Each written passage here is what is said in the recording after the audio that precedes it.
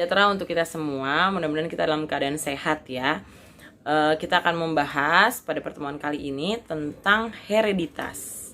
Ya, kita perhatikan materi bersama-sama ya. Hereditas adalah faktor penentu keturunan. Nah, untuk hereditas ada dua hukum, yaitu hukum Mendel pertama dan hukum Mendel kedua. Dan di luar persilangan itu akan ada namanya penyimpangan semu hukum Mendel. Ada juga pindah silang, ada juga tautan, dan lain sebagainya. Yuk kita perhatikan materi dengan baik, dan kalau ada pertanyaan nanti kita akan bahas di kolom komentar. Terima kasih, salam sejahtera untuk kita semua. Selamat menyaksikan.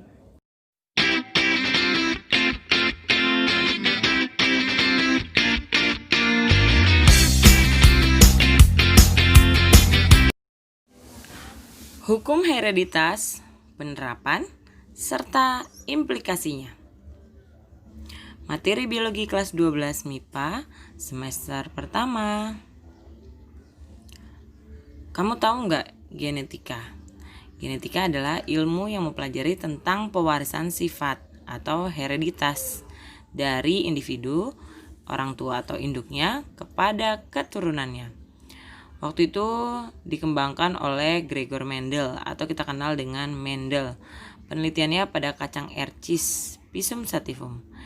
Ditulis dalam Proceedings of National History Society pada tahun 1866. Maka timbullah hukum pewarisan sifat. Ada dua ya, hukum Mendel 1 dan hukum Mendel 2. Hukum pewarisan sifat untuk hukum Mendel 1 disebut dengan hukum segregasi. Alel-alel akan berpisah secara bebas dari diploid menjadi haploid pada saat pembentukan gamet. Nah, untuk mengujinya, Mendel melakukan perkawinan silang antara Ercis berbunga ungu dengan Ercis berbunga putih dengan satu faktor pembawa sifat. Dan hukum Mendel 2 atau the law of independent assortment, perkawinan silang yang menyangkut dua atau lebih pasangan sifat berbeda, maka pewarisan dari masing-masing pasangan faktor sifat-sifat tersebut adalah bebas sendiri-sendiri atau masing-masing tidak bergantung satu sama lain. Untuk mengujinya, Mendel melakukan perkawinan silang antara Ercis berbunga ungu dan Ercis berbunga putih dengan dua atau lebih faktor pembawa sifat. Nah, ini untuk hukum Mendel pertama. Kita lihat putih P kecil, ungu P besar, P kecil. Nah, untuk putih kita akan lihat dia akan bertemu dengan ungu P besar P kecil. Ketika dikawinkan, jadilah P besar P kecil, P besar P kecil, P besar P kecil. Ini disebut dengan generasi pertama. Nah, ungu ini yang dihasilkan P besar P kecil akan dikawinkan dengan sesamanya atau ungu P besar P kecil. Nah, perkawinan ini akan menghasilkan generasi kedua atau F2, di mana hasilnya kita lihat ada P besar, P besar, P besar, P kecil, P besar, P kecil, dan P kecil, P kecil. Berarti 3/4-nya adalah masih menghasilkan bunga ungu, sementara 1/4-nya menghasilkan bunga putih. Kalau untuk hukum Mendel 2, contohnya biji kuning bulat, yaitu kita bisa lihat ada dua sifat, kuning dan bulat. Kuning warna, bulat ukuran, berarti ada dua sifat. Sementara akan dikawinkan dengan biji hijau keriput. Ini juga dua sifat, hijau dan keriput. Untuk biji kuning bulat, Y besar-besar, R besar, diambil satu untuk gamet ya. Lihat di video sebelumnya bagaimana cara menentukan gamet. Jadi besar, R besar, dan yang untuk biji hijau keriput, Y kecil, R kecil. Hasilnya adalah Y besar, Y kecil, R besar, R kecil, atau kuning bulat. Nah, ini hasilnya ada di sebelah kanan saya. Ini adalah F2. Dari mana? Perkawinan antara biji kuning bulat dengan biji hijau keriput akan dikawinkan dengan sesamanya. Dihasilkanlah yang ada di sebelah kanan ini, yaitu 9/6, maksudnya ada 9 kuning bulat dan dari 16 yang dihasilkan. Lalu ada 3/6, 3 hijau bulat dari 16, berarti per 16, dan 3/16 Y besar R kecil kuning keriput, dan ada 1 dari 16 yaitu hijau keriput. Nah, sementara di luar dari hukum Mendel ada juga yang tidak sesuai, disebut dengan penyimpangan hukum Mendel atau penyimpangan semu. Yang pertama yaitu interaksi dari beberapa gen atau atavisme. Adanya interaksi dua gen dominan atau resesif menghasilkan fenotip keturunan berbeda dari kedua induknya. Contohnya adalah bentuk pial pada ayam atau kita kenal dengan jengger. Pial biji seperti ini, pial bilah, pial gerigi, dan pial sumpel. Penyimpangan semu hukum Mendel, pial-pial tersebut dapat disilangkan satu sama lain. 1. Ayam berpial gerigi galur murni dikawinkan dengan ayam berpial bilah pasti 100% gerigi, dan itu untuk F1-nya. Sementara untuk F2-nya 75% pial gerigi, 25% pial bilah. Berarti pial gerigi dominan terhadap pial bilah. Yang kedua, ayam berpial biji galur murni dikawinkan dengan ayam berpial bilah.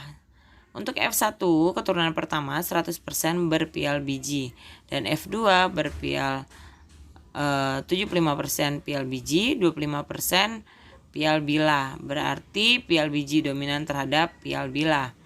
Yang ketiga, ayam berpial gerigi galur murni dikawinkan dengan ayam berpial biji galur murni 100% pasti keturunan pertama berpial sumpel atau walnut. Jadi sifat pialnya berbeda dengan induk jantan maupun induk betina. Ketika F2 diperoleh 4 macam fenotip: pial sumpel, pial gerigi, pial biji, dan juga pial bilah. Berarti hasilnya 9:3:3:1. Nah, yang kedua adalah penyimpangan semu hukum Mendelnya, yaitu polimeri, di mana sifat yang muncul pada persilangan heterozigot disebabkan terdapat 2 atau lebih gen yang menempati lokus berbeda, tetapi memiliki sifat yang sama. Contoh, persilangan gandum berbiji merah dengan gandum berbiji putih. Nah, kita lihat ya, untuk parentalnya adalah merah. Tapi kali ini penamaannya kita akan buat M besar, namun M1 besar, M besar 2, M besar 2. Dikawinkan dengan putih, M kecil 1, M kecil 1, M kecil 2, M kecil 2. Nah, ini akan bertemu dengan F1 keturunan pertama, yaitu M1 besar, M kecil 1, M besar 2, M kecil 2. Nah, ini akan diperoleh F2 dengan keturunan rasio fenotipnya 15 merah 1 putih. Nah, untuk penamaan atau penggunaan fenotip, genotip tetap seperti aturan yang sama pada hukum Mendel ya. Nah, yang ketiga adalah kriptomeri, di mana gen dominan yang seolah-olah tersembunyi jika berdiri sendiri-sendiri. Pengaruhnya tampak jika bersama-sama dengan gen dominan lainnya. Persilangan contohnya adalah persilangan Linaria marokana, berbunga merah galur murni dengan berbunga putih yang juga galur murni. Parentalnya adalah merah, A besar, B kecil, putih, A kecil, B besar. Jangan lupa selalu kita tentukan gametnya. Lalu dihasilkanlah F1 semua berbunga ungu. F2 diperoleh keturunan dengan rasio fenotip 9 berbunga ungu, 3 berbunga merah, dan 4 berbunga putih. Nah, yang keempat adalah epistasis dan hipostasis. Ini adalah salah satu bentuk interaksi antara gen dominan mengalahkan yang bukan gen dominan lainnya yang bukan sealel. Nah, gen dominan yang menutup gen dominan lainnya disebut epistasis. Jadi intinya sama-sama dominan tapi ada yang menang, ada yang kalah. disebut dengan epistasis. Sementara yang tertutup yang kalah namanya hipostasis. Contohnya adalah bila ada persilangan antara gandum kulit biji hitam dengan gandum kulit biji kuning. Yang hitam kita kasih nama H besar, K kecil, K kecil. Akan dikawinkan dengan yang kuning, H kecil, K besar, K besar. Nah, gametnya tetap kita ambil, bila mana dia sama kita ambilnya satu. H besar, K kecil, K besar. Hasilnya adalah 100% H kecil, K besar, K kecil, hitam. Nah, untuk F2-nya akan dikawinkan F1 dengan F1. Dihasilkanlah seperti yang ada di tabel berikut ini. Lalu penyimpangan hukum semu Mendel yang kelima, gen komplementer. Gen-gen yang berinteraksi dan saling melengkapi. Jika salah satu gen tidak hadir, maka bermunculan satu karakter akan terhalang atau tidak sempurna. Contohnya pada bunga Lathyrus adoratus. Ada dua gen yang berinteraksi dalam menumbuhkan pigmen. Gen C menimbulkan timbulnya bahan mentah pigmen. Gen C kecil tidak menumbuhkan. P besar menumbuhkan enzim pigmen, pengaktif pigmen, sedangkan gen P kecil tidak mampu menumbuhkan enzim. Nah, individu yang mengandung faktor C besar tanpa faktor P besar akan berwarna putih. Yang mengandung P besar tanpa C besar berwarna putih juga.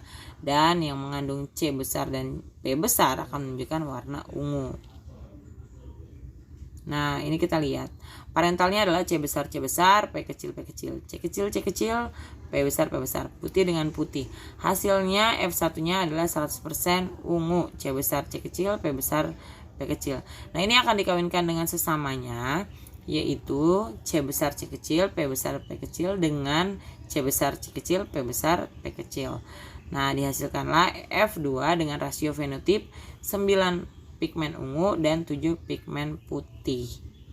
Bisa kita lihat di dalam tabel. Lalu selanjutnya adalah tautan. Tautan adalah dua atau lebih gen yang menempati kromosom sama dan menimbulkan satu sifat yang sama, disebut tertaut atau linkage. Peristiwa terbentuknya gen tertaut ini namanya tautan. Yang mengemukakan adalah Morgan, yaitu pada persilangan lalat buah Drosophila melanogaster yang memiliki perbedaan morfologis seperti bentuk sayap, warna tubuh, dan juga warna mata. Nah, contohnya adalah persilangan antara Drosophila betina normal, tubuh berwarna kelabu dan bersayap panjang, dengan Drosophila jantan tidak normal yang tubuhnya berwarna hitam dan tidak bersayap. Ini kita lihat parentalnya, kelabu panjang dengan hitam pendek. Kita tentukan gametnya, lalu dihasilkanlah kelabu panjang dengan B besar, B kecil, V besar, V kecil. Nah, ini akan dikawinkan dengan sesamanya, kelabu panjang akan dikawinkan dengan kelabu panjang. Hasilnya F2-nya adalah B besar, B kecil, V besar, V kecil, dan B kecil, V kecil, V kecil, yaitu Drosophila kelabu bersayap panjang dan Drosophila hitam bersayap pendek. Nah, yang selanjutnya adalah pindah silang. Pindah silang adalah peristiwa meiosis kromatid yang berdekatan dari kromosom homolog tidak selalu sejajar, berpasangan, dan beraturan. Kadang-kadang saling melilit satu dengan lain. Nah, ini menyebabkan terjadi sebagian gen-gen satu kromosom tertukar dengan gen-gen kromatid homolognya. Peristiwa ini namanya pindah silang atau crossing over. Nah, selanjutnya adalah determinasi seks. Jenis kelamin dapat ditentukan berdasarkan susunan kromosom dalam sel.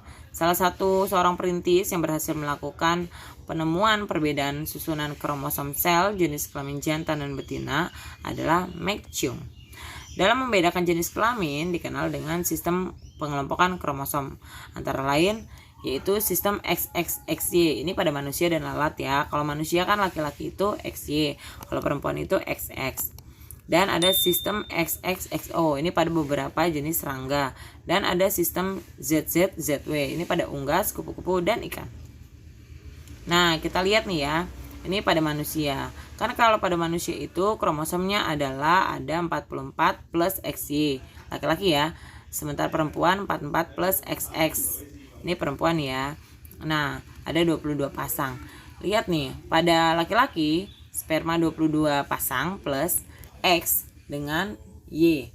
Ini kalau misalkan laki-lakinya menyumbangkannya Y, berarti akan dihasilkan nanti perempuan selalu menyumbangkannya X, jadilah anak laki-laki. Sementara untuk laki-laki kalau dia nyumbanginnya X, sementara perempuan cuma kasih X, ini jadilah anak perempuan. Nah, untuk selanjutnya bisa dilihat pada penjelasan tentang reproduksi ya. Nah, begitu juga untuk serangga, ayam maupun serangga lainnya. Nah, sistem ini untuk XX XY, jantannya heterogamet dan menghasilkan 2 gamet XY tadi yang sudah saya jelaskan, dan yang untuk betina adalah homogamet.